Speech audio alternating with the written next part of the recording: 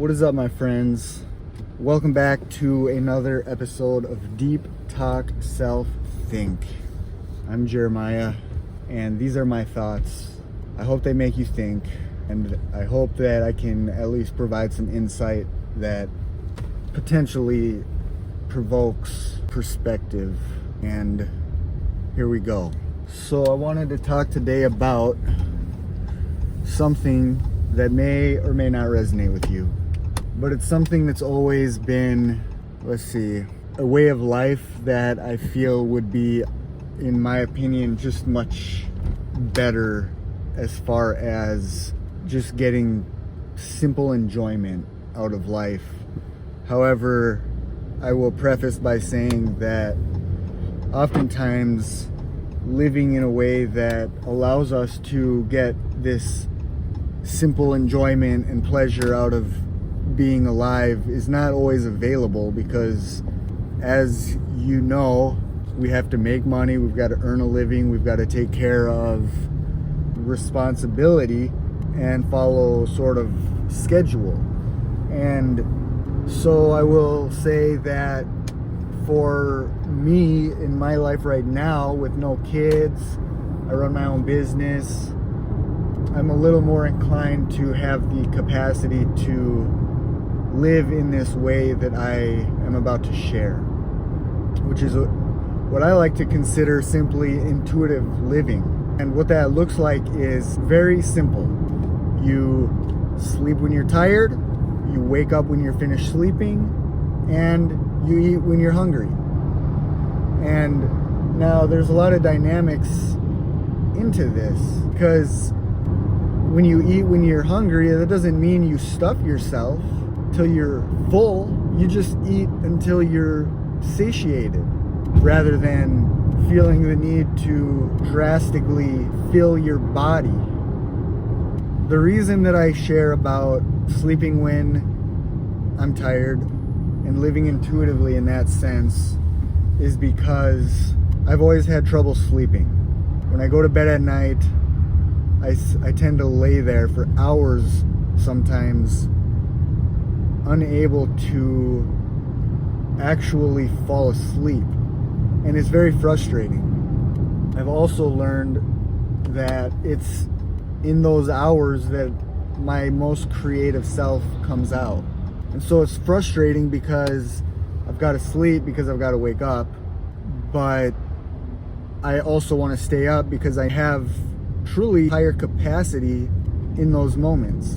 If I listen to myself, allow myself to embrace this sort of discovery of my most creative self, this most creative time frame. And so if I tap into my creative nature in the most creative time, when I am the most creative, the work that I do is taking an in-depth analysis into the nature of reality. And I know that sounds a little esoteric, but I will state that the way that I see the world, the way that I think, it really is quite deep. I'm not trying to say that I am more deep than anybody else, but the fact of the matter is that we all have our unique things about us, and we've got to learn how to tap into that in order to truly create fulfillment, satisfaction, and meaning in our life. We don't want to live our life constantly doing activities that bog us down, like working at a 9-to-5 job that we don't like. And if you're someone like me, being frustrated not only about the work that we are not passionate about, but not being able to sleep at night and then waking up when you're tired, being groggy. How can we create a life to where we are functioning at our best and not fighting nature, right? That's essentially what I'm getting at, is how can How can we partner with nature, with our best reality, rather than fighting it our entire lives, which leads to, in my opinion, stress and frustration. It affects everything in our lives, really. And then get our life to a place where we are able to not be confined to the constructs of what society places on us as normal, such as sleeping at night, eating breakfast, eating lunch, eating dinner on schedule. The thing is I want to sleep when I'm tired, wake up feeling refreshed. It's just simple philosophy. I want to just eat when I'm hungry. I prefer to have food that tastes good, but more importantly is nourishing and makes me feel good. Most people feed their emotions and their feelings. We eat because we're hungry, for one, but a lot of times we actually eat because we're bored. We eat the things that we crave. For example, we will gravitate towards things that are quick and easy. Our bodies get filled with toxins as we have stress and as we do things that we're not meant to be doing. And so our body clings to similar types of food that can also create toxins and bog down our energy. It's like if we are not being mindful and making positive changes in our diets and our lifestyle, they're all kind of mirroring each other. So that's why change is hard. We sort of get essentially addicted to these low vibration energies, and we've got to learn how to change. We have to learn how to start by changing little things, because by changing little things, it bleeds into more profound and impactful things that actually satisfy our soul. It doesn't necessarily satisfy our soul to go to the gym 3 days a week. I mean, unless our passion is something fitness and we're also influencing people through our fitness. But what going to the gym 3 days a week is a bridge that allows us to tap into our higher nature, our more true soul resonance. And so that's good. That's very good. The idea is really to begin recognizing our patterns. And if you got kids, if you're married, your kids are in school, you got a job, a business, there's no denying that the world functions when the light is on your side of the planet, because you can see, light provides the ability to see what's happening in the world. So I'm not saying that if you function better at night that you should sleep all day, but the thing is like, I don't always function better at night. The problem is that when I am trying to force myself constantly to be on a very specific schedule, then my ability to function is declined. However, when I am more resonating with how my body feels, and I'm sleeping when I'm tired and eating when I'm hungry, for example, I feel better more consistently. It's about just, in my eyes, creating a life where you can sleep when you're tired. And I know there's so many variables that can be taken into account on why that's just not even an option. Jobs, school, so on and so forth. Consider how can you get on a schedule that is most impactful for yourself to be your best most consistently. And I do believe that there is a way that where we can live a majority of our lives on our own schedule, but there are going to always be instances where it's going to just make more sense for period of our life to be on a more strict schedule. With that being said, I want to segue into allowing ourselves the flexibility, freedom, and patience. We have to allow for God to intercede with our own expectations and our own wants, because there is a divine timing that is taking place that is beyond our control. And here's the thing about that, is we can force our lives to progress prior to the actual timing that could be considered ordained timing. What I mean by that is when we get into a relationship with somebody who red flag here, red flag there, red flag everywhere, and we decide that it's more convenient to stay in that relationship because it is masking our negative emotions that we don't want to feel, like loneliness or fear of being alone. And so we ignore the red flags that are absolutely clear and beneath our values if we were in tune with our values. And what ends up happening very commonly is that we learn to be comfortable within the relationship that is beneath our values.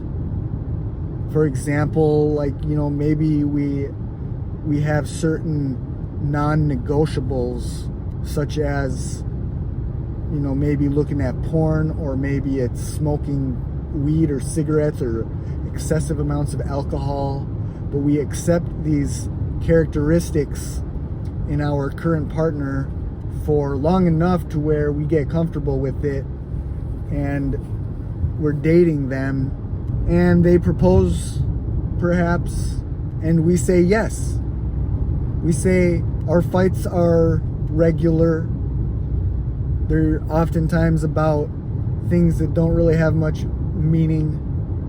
I'm frustrated a lot. I'm not that happy, but I'm afraid of going back into the wilderness of singleness, and I don't want to face the insecurities of my single self, and I don't want to look dumb in front of people. And so we agree to get married to a person. We shouldn't get married to them. That's, in my opinion, why divorce is so high. So anyways, I digress. Divine timing. If you're not feeling it, then let it go. If you're not feeling the relationship, then let it go. Don't sacrifice your entire life so that you can satisfy your emotional instability. Give yourself the grace of divine timing. And it's not easy. It's very difficult, in fact, because it's what our mind sort of naturally does, is that it finds ways to ease the suffering as much as possible, even if it's delusion, even if it's a quick fix rather than like a soul healing. We need to heal ourselves. And a lot of times what that looks like is, you've heard the quote or the thought, sometimes you got to take 2 steps back in order to take a step forward. And that's the reality. My ideal vision for my life is to have that sort of traditional one-on-one partnership and start a family and be self-sufficient and so on and so forth, of that nature. Homeschooling, having a homestead, your own self, your own home, your own life. Just kind of the basics is what I really love. Basically luxury, because I like to have the basics. I like to have a good car, but I like to have a good car. I like to have nice clothes. I like to eat good food. I like to get great sleep when I want. I like to be organized. We can master the basics, then I can tell you our life is going to be a lot easier than if we don't master the basics. You know, it pays dividends to know how to cook. It pays dividends to know how to dress yourself properly and how to speak with confidence as well as clarity.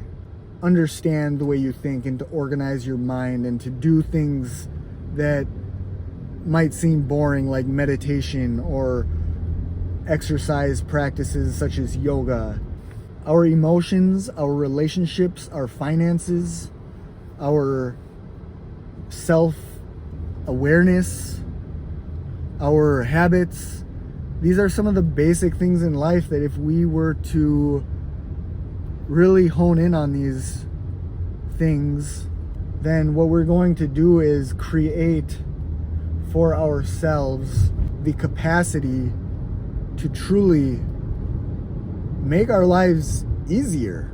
So we've got to allow God to fortify our lives in the timing that is appropriate, and we need not question what God is doing in our lives. I love this way of being. What I love is to observe and do not react. You don't have what you want, then you have to consider that maybe what you want isn't what you need. And so what you need, a lesson. It's to understand something deeper about life, perhaps.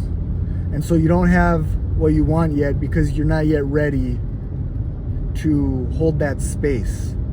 I don't question why am I single, because in hindsight, I see clearly that I have transformed in so many different ways to whereas if I were to have gotten married 7 or 8 years ago, I can see pretty clearly that there would have been a level of stagnancy involved, and I would have more than likely settled without reaching a level of capacity that now, having gone through the experience of being single, and I'm not talking about dating a whole bunch of people, I'm talking about actually being single, and the amount of patience and the kindness, all of it, the ingredients to having a satisfying, happy,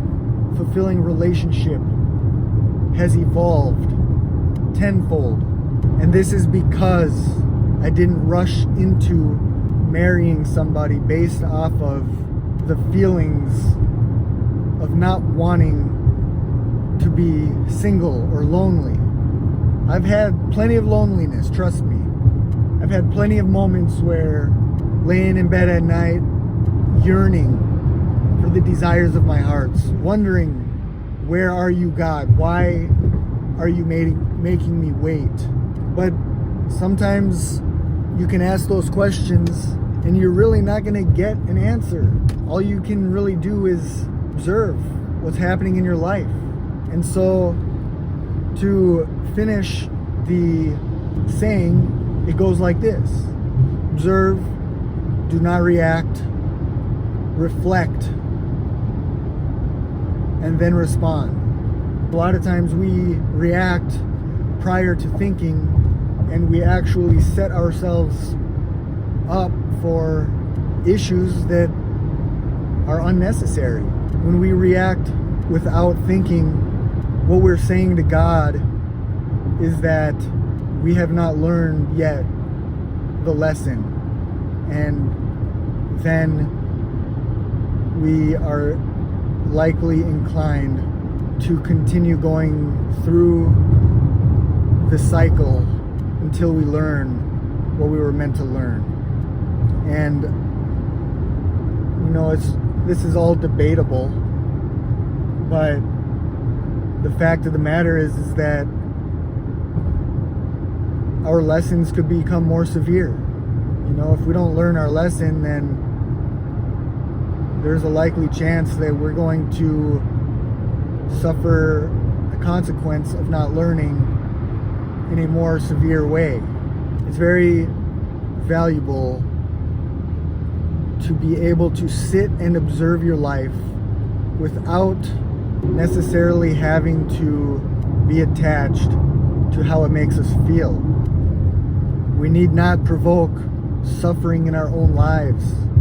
So reflect. Eventually we'll respond when we have wisdom. And the thing about divine timing is that what we think we want, and if we don't get it in due time with the proper perspective, we will understand that that's not actually what was best for us. You know, maybe we wanted a certain job because it paid well, but then ultimately when we didn't get the job and it led to what could be construed as excessive suffering, ultimately led to something that actually in hindsight makes sense. And so if hindsight oftentimes changes our perspective, then doesn't it make more sense to observe in the moment rather than react? You know, I have the same philosophy with what's going on in the world. You know, there's always going to be a lot of negative things that happen in the world. Wars, fighting, politics, you name it. And if we're going to constantly be at the mercy of the issues in the world and we're going to let them weigh down on us, well then, to be honest, that's never-ending weight on our shoulders. And it's not that we ignore all the issues in the world, but I mean, the most important thing in our world is our world. And the best thing for us to do is to fix it. It's to make our world a beautiful place, our personal world. And when we do that, we're going to be influencing people to focus on their worlds. And when we influence people to focus on their worlds, in the grand scheme of things, we're changing the world. And that's a beautiful thing. You know, it's like what Gandhi said, be the change you wish to see in the world. So that's what I try to do. And that's why I like to sleep when I'm tired, eat when I'm hungry, because it satisfies my world. And ultimately, I can help more people in the world, right? So it's a win-win situation. I mean, it's not so common, but it's common sense. The problem is that we get so infiltrated by all the distractions in the world that keep us at bay from ourselves.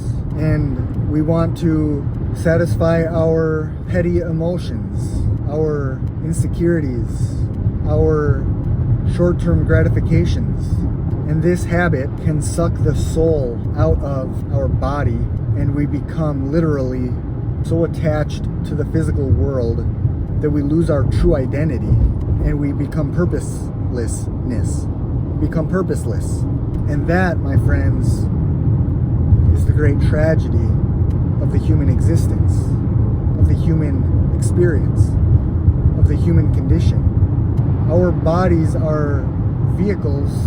Our soul resides in our body, and our soul has entered into our body with a purpose. And our purpose is not simply to just get through this life, but it's to evolve.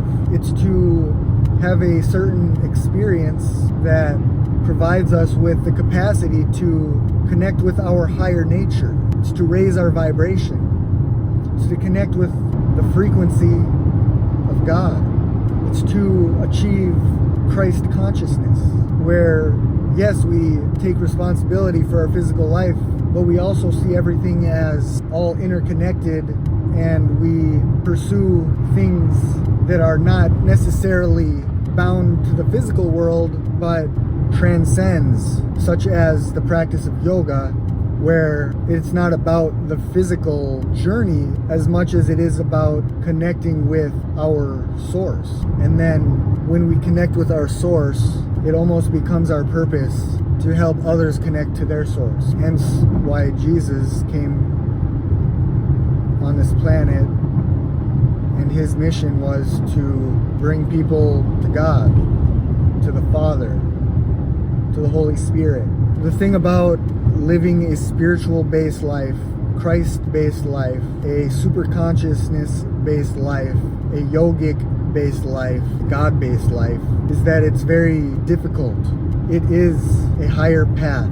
It requires us to become servers, become servants, such as Jesus, a servant leader, people helping people without the desire for recognition and glory, but for the act of expanding consciousness of man so that we can live in a world that is more filled with peace and love and harmony and those things that people yearn for. It's a heavy burden, but it's a beautiful burden.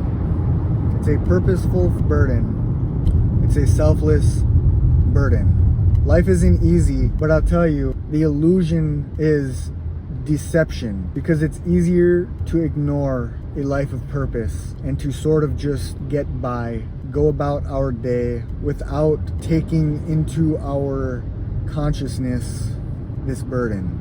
It's easier to ignore and be blind. Sometimes even people wake up to their nature, which is not the earth, and they retreat back into their little cubby space of safety and comfort, picking up the bottle, picking up the mind-numbing medications that prevent them or that give them an excuse to remain like an ant or like an animal without consciousness, to live and then to die. And you know what? Let me tell you something. That's okay. That is just fine. The fact of the matter is this channel is not really for the people who choose to stay in that path. It's for people who are seeking to level up, to raise their vibration, and who are willing to intercede with that reality and move into the responsibility of heightened consciousness. Currently driving into Seattle. Columbia Tower. It's the tallest building in Seattle. So anyways, the path less traveled. That's really what I'm talking about.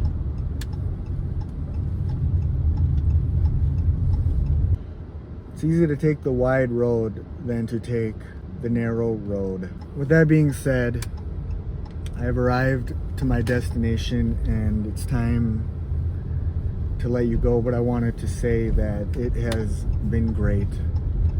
I'm always thinking about you, and I hope that you're thinking about me. I hope that what I said provided some insight into perhaps the reality of life and the choices that we make are important. Hope you have an amazing day. And be well, my friends.